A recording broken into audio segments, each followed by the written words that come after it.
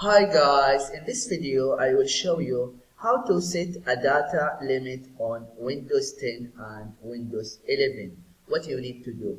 But before that, if you find this video is helpful, please subscribe to my channel and give a like. Okay, how to set a data limit on Windows 10 and Windows 11. First, just go to the start icon and then right click. After that, click on settings and then click on network and internet and then click on data usage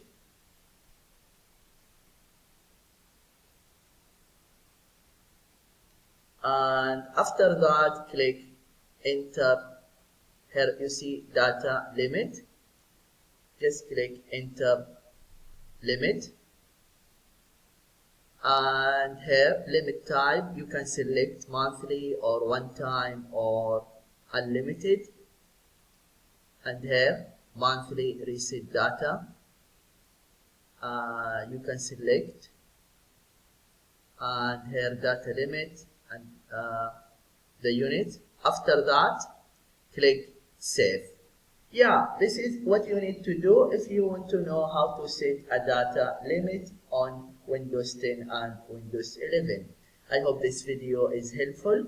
Thank you for watching and see you in the next video.